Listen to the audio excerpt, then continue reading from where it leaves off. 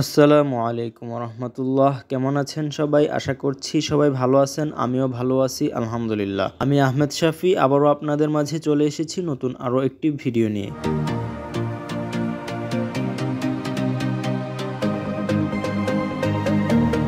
৫ই আগস্টে আওয়ামী লীগ সরকারের পতনের পর মহাখালী থেকে সিলেট ভিত্তিক রুটসমূহে বেশ কিছু অপারেটর চালু হয়। তো এর মধ্যে হানিফ এবং বিলাস পরিবহনও রয়েছে। তো আমাকে অনেকেই বলতেছিলেন যে বিলাস পরিবহন নিয়ে ভিডিও বানানোর জন্য। তো আজকের এই ভিডিওটি বিলাস পরিবহন পাশাপাশি হানিফ এবং এনা ট্রান্সপোর্টকে নিয়েও, কারণ আজকের ভিডিওতে আমি কথা বলবো মহাখালী থেকে সিলেট ভিত্তিক রুটগুলোতে কে বেশি যাত্রী পায় এবং কাদের ট্রিপ বেশি সেটা নিয়ে।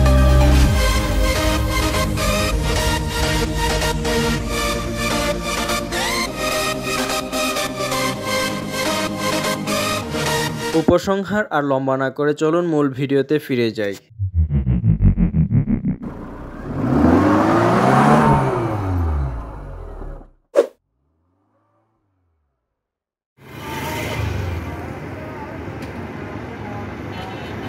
৫ই আগস্ট আওয়ামী লীগ সরকারের পতনের পর সারা দেশে যেমন পরিবর্তনের হাওয়া বইতে থাকে, ঠিক তেমনি পরিবহন সেক্টরও এর বিপরীত নয়। একটা সময় ছিল যখন মহাখালী সেকশন থেকে এনায়েতুল্লাহ সাহেব তার ব্যানার এনা ট্রান্সপোর্ট নিয়ে সারা দেশে দাপটের সাথে বিজনেস করেছিলেন, কিন্তু ৫ই আগস্টের পর সেই দাপট আর তার নেই। ৫ই আগস্টের পর থেকে মহাখালী একদম খোলামেলা হয়ে যায়, অর্থাৎ যে কোনো মালিক চাইলেই সেখানে রুট খুলে নিতে পারে, ওইরকম একটা অবস্থা ছিল। তো তখন আসলে সিলেট ভিত্তিক রুটসমূহে বেশ কিছু অপারেটরও চালু হয়।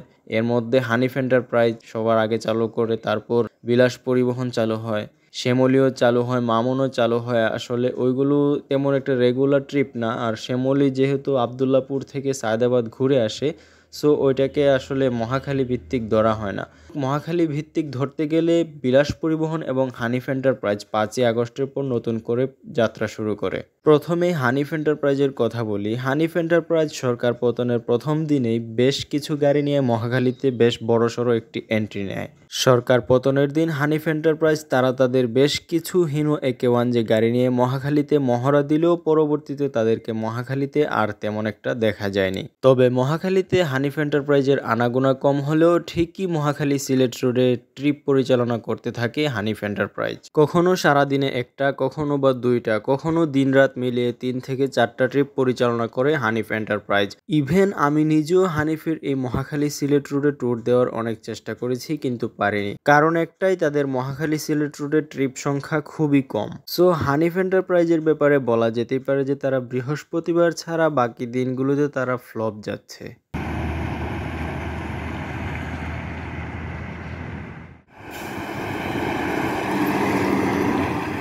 এবার আসা যাক বিলাস পরিবহনের কথায়। বেশ ঢাকঢোল পিটিয়ে মহাখালী থেকে সিলেট ভিত্তিক রুটসমূহে পুনর্জন্ম হয় বিলাস পরিবহনের। পুনর্জন্ম বলার কারণ হচ্ছে ব্যানারটি মাঝখানে অনেক বছর বন্ধ ছিল। এর আগেও তারা এই রুটে সার্ভিস প্রদান করেছিল। অনেক দিন বন্ধ থাকার পরে যেহেতু আবার তারা নতুন করে শুরু করছে, সেই হিসেবে আর কি পুনর্জন্ম বলা। বিলাস পরিবহন শুরুতে এনা ট্রান্সপোর্টের বেশ কিছু হিনো একে-1 যে বাস নিয়ে পথ চলা শুরু করে। পরবর্তীতে যদিও তারা তাদের বহরে বিভিন্ন ব্যানার থেকে বাস এনে যুক্ত করেছে, তারা তাদের বহরে হিনো একে-1 ছাড়াও অন্যান্য ব্র্যান্ডের বেশ কিছু বাস যুক্ত করে। তবে তারা হানিফ এন্টারপ্রাইজের মতোই ফ্লপ বলা যায়, তাদেরকে দিনে খুব একটা দেখা যায় না। কিন্তু তারা সিলেট ছাড়াও সুনামগঞ্জ, মৌলভীবাজার, বিয়ানীবাজার রুটে ট্রিপ পরিচালনা করে থাকে। বহরে অধিকাংশ সেকেন্ড হ্যান্ড বাস থাকলেও তারা বেশ কিছুদিন পূর্বে সিলেটবাসীকে বড়সড় একটি চমক দিয়েছিল। সিলেটবাসী বলতে যদি আরো খোলাসা করে বলি, তাহলে সেটা হচ্ছে যে মৌলভীবাজার, বিয়ানীবাজারবাসীকে আসলে এরকম চমক অতীতে কেউ দেয় নাই। অর্থাৎ প্যাকেট মার্সিডিজ বেঞ্জ ব্র্যান্ডের বাস তারা মৌলভীবাজার, বিয়ানীবাজার রুটে চালু করেছিল, যা মৌলভীবাজার, বিয়ানীবাজারবাসীর জন্য প্রথম।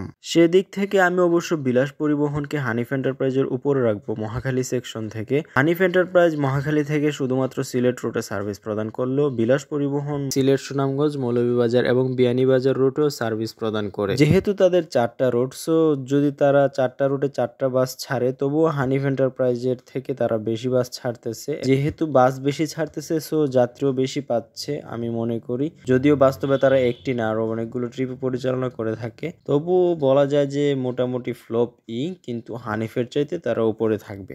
আর বিলাস এবং হানিফ হানিফের এই ফ্লপ যাওয়ার পিছনের মূল কারিগর হচ্ছে এনা ট্রান্সপোর্ট। এনা ট্রান্সপোর্টের মালিক পলায়ন করলো। এনা ট্রান্সপোর্ট তারা এখনো পর্যন্ত চলমান আছে, এমনকি তারা তাদের বহরের অধিকাংশ গাড়ি বিক্রি করে দিলেও তাদের হাতে এখনো পর্যন্ত যথেষ্ট পরিমাণ গাড়ি রয়েছে। সেই হিসেবে তারা এখনো ঢাকা, সিলেট, সুনামগঞ্জ, মৌলভীবাজার, বিয়ানীবাজার রুটে যে পরিমাণে ট্রিপ পরিচালনা করে সেই পরিমাণে অন্য কেউই এই রুটে ট্রিপ পরিচালনা করতে পারে না। তাছাড়া যেহেতু এই রুটে এনা ট্রান্সপোর্ট পূর্ব পরিচিত যাত্রীদের নিকট, সো সবাই আসলে প্রথমে এসে এনাকেই খুঁজে। সো আমার মতে এখনো পর্যন্ত এই রুটে সর্বোচ্চ যাত্রী পাচ্ছে এনা ট্রান্সপোর্টই এবং সবচেয়ে বেশি ট্রিপও এনা ট্রান্সপোর্টে। সো আমার মতে এখনো পর্যন্ত এনা ট্রান্সপোর্ট এই রুটের সেরা এবং এনা ট্রান্সপোর্টের যাত্রী এই রুটে সবচেয়ে বেশি।